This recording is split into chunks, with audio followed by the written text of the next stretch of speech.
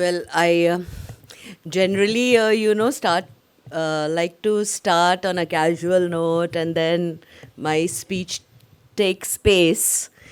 But we have a very Hitler and tyrant-like chairperson, so I'll come straight to the point. Um, in the Rig Veds, water was never called water; it was always called waters. It was referred to as appas. So, water was not divided into silos during our Vedic times and also over the ages. It was only during the colonial rule that, conquest also meant conquest of nature. And we had these huge irrigation systems wherein water, from being an element of nature, a gift of nature, a sine qua non for sustenance of life, became a commodity. So eventually, it is the Dublin Principles, which finally got integrated water management on the agenda of the world. And it basically had four principles. First was that water is a finite resource. Coming from Bihar, I always thought, water, what is there to save water? Water is infinite. So when I came to the ministry, there's startling statistics that we only have 1126 BCM of water, and 1180 will be the demand by 2050, the rate at which we are going urbanizing and industrializing. So unless we also address the demand side, water remains a finite resource. Second is participatory approach, which was also laid down in water management. Third was women for water. Because in India also we see that, it is women who walk miles to get water. And fourth was water as an economic good, not just as a public good, but also as an economic good.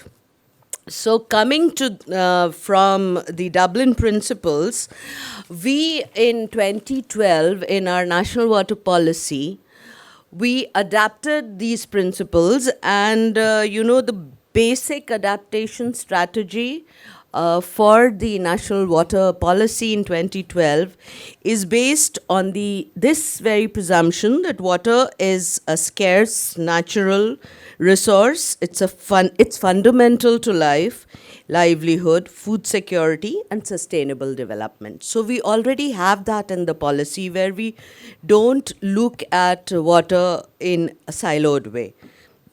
And it also says that, the adaptation strategy says that we must address the supply and demand side both. Water fuels growth, as earlier speaker, Mr. Frederick, has already said that, water is so important for growth. I would also like to say that in a UNESCO study of 2016, it is said that 4 out of every 5 job in the world, which is of around 150 crore, is dependent on either intensely or moderately on water. Because it's evident that, be it supply, irrigation, be it power, industries, livestock, everything is dependent on water. But yes, now coming, because I'll not be talking about technologies too much, I will only be nudging you towards the technologies, which, as Frederick has said, where our policy is trying to, hit.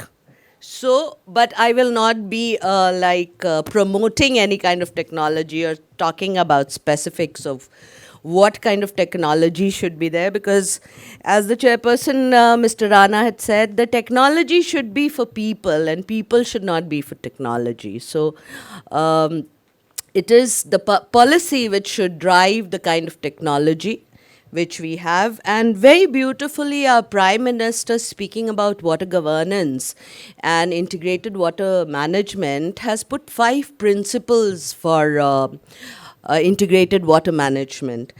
It is political will, water is highly sensitive. You may have the best solution, the best aerator, the best whatever nano bubble you were talking about.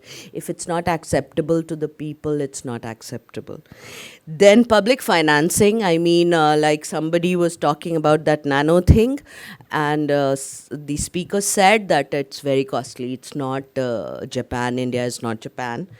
Then partnership. Yes, without partnership, PM has always said that government alone cannot solve water if public doesn't, also get sensitized, if citizens don't participate.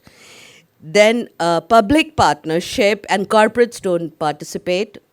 Then public partnership, of course, that goes without saying for the participatory approach. And his fifth P is persuasion for sustainability. And it is in this context that we are designing our policies, whatever, whether you see JJ, Jal Jeevan Mission, or Namami Gange, or you see the National Water Mission, the Jal Shakti Abhiyan, the Atal Bhujal Yojana, they are all premised on these four E's: ecology, equity, efficiency, and economics. So when it comes to ecology, we are going towards planning and water benchmarking in projects. When it comes to equity, we are going to see that the last mile in the queue gets the benefits of development. When it comes to efficiency, for which we have set up a Bureau of Water Use Efficiency in 2022 October. It is on the 5 R's. We've added 1 R, which is not so popular. Reduce, recycle, revise, recharge. And the 5th R that we have added is respect. Respect for water is very important. And when it comes to economics, public financing, and to consider, when water comes in the pipe to our households, or it irrigates a farm, to consider it as an economic good. So also we're looking at tariff, but again, that's a very, very sensitive subject. Tariff, then pricing, audit, water footprint, blue label, star rating. These are the things which, we are looking at in policy.